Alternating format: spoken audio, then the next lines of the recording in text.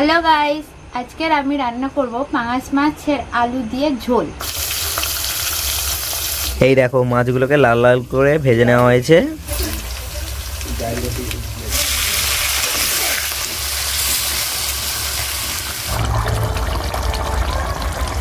আমার রান্না কমপ্লিট হয়ে গেছে, তো কালারটা দেখো খুব সুন্দর এসছে। হ্যালো গাইস, আজকের আমি রান্না করব পাঙাশ মাছের আলু দিয়ে ঝোল। তো দেখে নাও কিভাবে রান্না করি। মাছে লবণ হলুদ মাখানো আছে, এটা ভাজবো। প্রথমে ভাজা হবে, তারপরে ঝোল হবে। সবার প্রথমে এই যে তেল দিয়ে ভাজা হবে। তো দেখো আমার কড়াই গরম হয়ে গেছে, কেননা এর মধ্যে দিয়ে ধোঁয়া বেরোচ্ছে। তো এবারে আমি মাছগুলো এক এক করে ভেজে নেব। সবাই সাবধান, একটু দূরে থাকবে, তেল গরম হয়ে গেছে তাই জন্য ঠিক রাখছে। পাঙাশ মাছ না এমনিতেই ঠিক হয়ে যায়। আমাদের সর্ষে তেলে ভাজা হচ্ছে আজকে, রান্না হবে সত্যি। রান্না হবে ও সর্ষে তেলে। এই যে পাঙ্গাস মাছ, এই পাঙ্গাস মাছের ঝোল তুমি আগে কতবার করেছো? অনেকবার। অনেকবার করেছো? তুমি এত ন্যাকামি করো কেন?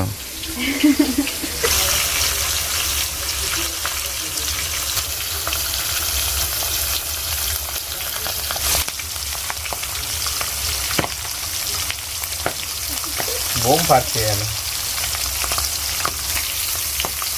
এরকম ভাবে উল্টে পাল্টে তোমরা ভালো করে ভেজে নেবে, ঠিক আছে? মাছগুলো একটু দেখি হয়ে গেছে কিনা। ও কত সুন্দর ভাজা হয়েছে গো। এই দেখো, একটু মাছগুলোকে উল্টে পাল্টে এরকম লাল লাল করে ভেজে নেবে, ঠিক আছে? আচ্ছা, আমাদের এই যে পূজারি দেখো, চেয়ার রয়েছে, চেয়ার এরকম বসে আছে, বসে বসে রান্না করছে, ঠিক আছে? এরকম বসে আছে, এদিকে মাছটা হয়ে গেলে আবার ঠিক উঠে পড়বে, মানে দাঁড়িয়ে দাঁড়িয়ে কষ্ট, ঠিক আছে? এরকম ব্যাপার, ভিআইপি। আর এদিকে আমাদের এই যে পিকু দেখো, পিকু চলে এসেছে। পিকু বাবা একে আবার ছুমনি লোক করবে, তাহলে সবাই বলবে কুকুরকে কুকুরের হাত দিয়ে সেই হাতে রান্না করছে। পিকু আমি হাত দিতে পারি।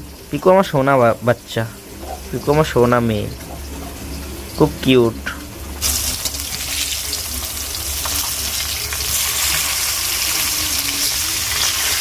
লাল লাল করে ভেজে নিয়েছি, এবার মধ্যে তুলে দেবো।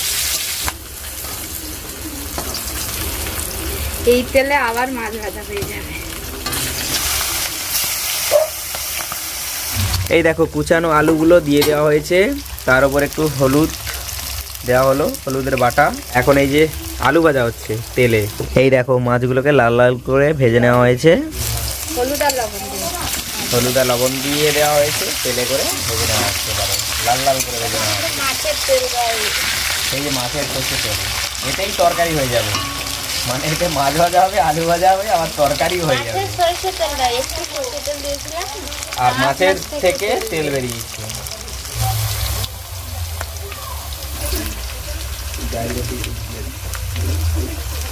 আচ্ছা, এখানে দেখো রয়েছে তোমার পেঁয়াজের কুচি, ঠিক আছে?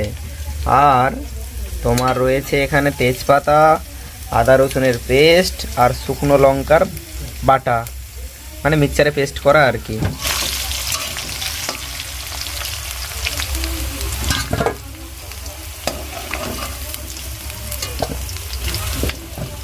সুন্দর করে ভেজে নিয়েছি। সুন্দর করে ভেজে নিয়েছি, একদম আলুগুলো সুন্দরই লাগছে, ফ্রাই হয়ে গেছে।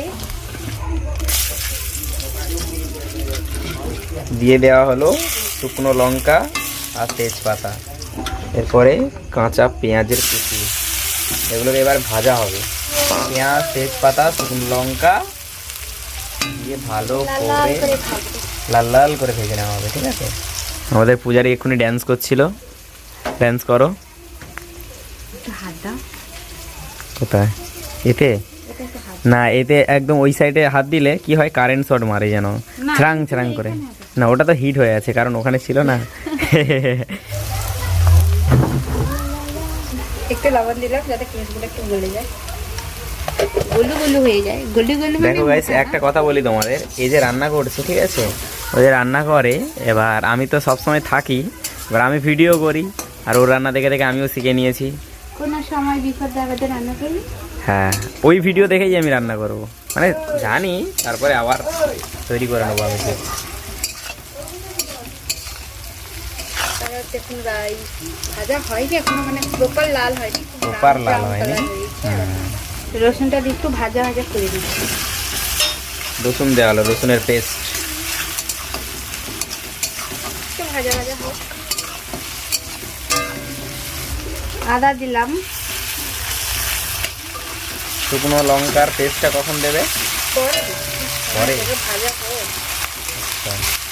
এই আদা রসুনটাকে ভালো করে না ভেজে নিলে কি হয় জানো, গ্যাস করে, মানে তরকারিটা গ্যাস করে, তাই না পূজারি? তরকারি গ্যাস করে না, আদা রসুন গ্যাস। আদা রসুন গ্যাস করে, আচ্ছা। গন্ধ থাকে না? সেই গন্ধই থাকবে তো তরকারিতে। তাহলে এবার আমি হলুদ বাটা দিই, এইটুকু আছে, দিয়ে দিলাম। এতটা দিব কিনা ভয় লাগছে, কারণ ঝাল হয়ে যাবে প্রচুর। একটু বেশি ঝাল হয়ে যাবে। এইবারে তো কালার আছে লাল লাল। লঙ্কাটা যদি একটু ভালো করে পেস্ট হতো, কিন্তু তো মিক্সিতে এর থেকে ভালো হয়নি, এতে যদি আমি শিলে করতাম ভালো হতো। সিলে বাটা করলে আরো ভালো হতো, টেস্ট ভালো হতো না, মানে টেস্টটা ভালো হতো। টেস্ট ভালো হতো, পেস্ট ভালো হবে, মানে পেস্ট ভালো হলে টেস্টও ভালো হবে। একটু জল দিয়ে দিলাম, সেটা মশলাটা করতে। তো গাইস, এরকম তেল ছেড়ে দিলে, মানে মশলা থেকে তেল ছেড়ে দিলে ভাববে যে মশলাটা ক্লিয়ার, মানে হয়ে গেছে, ভালো হয়েছে।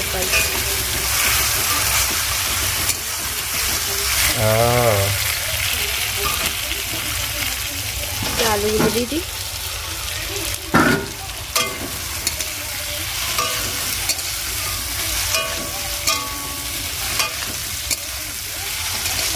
তোমার মশলাও কষানো হয়ে গেছে, তার সাথে আলুও দিয়ে দিয়েছি, মানে ভেজে রাখা আলু, তো ওটাও কষিয়ে নিয়েছি। এবারে আমি এটা একটু জল দিয়ে দিব, কারণ তলায় লেগে যাচ্ছে।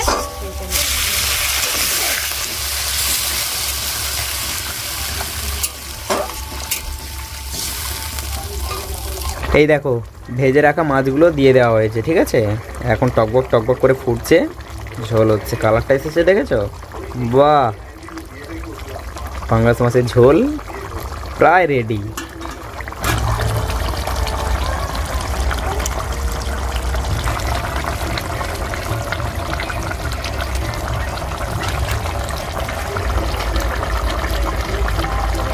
মাছগুলো দিয়ে তারপরে এই যে থালা চাপিয়ে দেওয়া হয়েছে, কারণ ফুটছে, এবার আলুগুলো সিদ্ধ হচ্ছে, ঠিক আছে। তো কিছুক্ষণ পর আবার থালাটা তুলে নিতে হবে। হ্যাঁ বলো। তারপরে নাম করিয়ে নিব। ঝোল রেডি। এখন এই যে পেঁয়াজ কুচাচ্ছে, কারণ মাছ মলা হবে, মানে পাঙ্গাস মাছের মলা হবে, তাই জন্য পেঁয়াজ আর কাঁচা লঙ্কা দিয়ে মলা হবে। আর একজন দেখো এখানে ঘুমোচ্ছে, ওরে পিকু। আর আমাদের চিকু কোথায় আছে জানো? দেখাচ্ছি তোমাদেরকে। এই যে দেখো চিকু, পুরো একদম টেবিল ফ্যানের নিচে হাওয়া খাচ্ছে। কিরে, ঘুম পাইছে প্রচুর? চোখ লাল হয়ে গেছে যেন, টকবক করে, বিশাল ঘুম পাইছে। তো এবার আমি একটু গরম মশলা ছড়িয়ে দেবো। একটু বলে কতটা দিয়ে দিচ্ছ তুমি?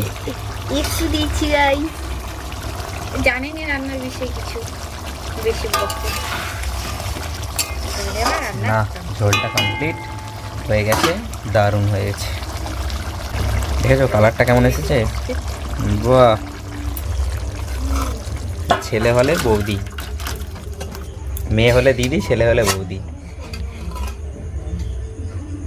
ঝোল কমপ্লিট। আমার রান্না কমপ্লিট হয়ে গেছে। তো কালারটা দেখো খুব সুন্দর এসছে, টেস্টও ভালো হবে আশা করছি। স্মেলটাও খুব সুন্দর এসছে, গন্ধটা। হ্যাঁ, তো সবাইকে বলো তোমরাও আমার মতো রান্না করো। খারাপ হলে বলবে, খারাপ হলে বলবে, ভালো হলে বলবে না। ভালো হলেও খারাপ হলেও বলবে।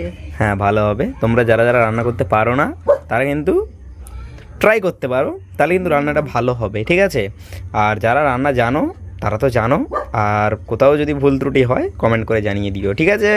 Bye bye.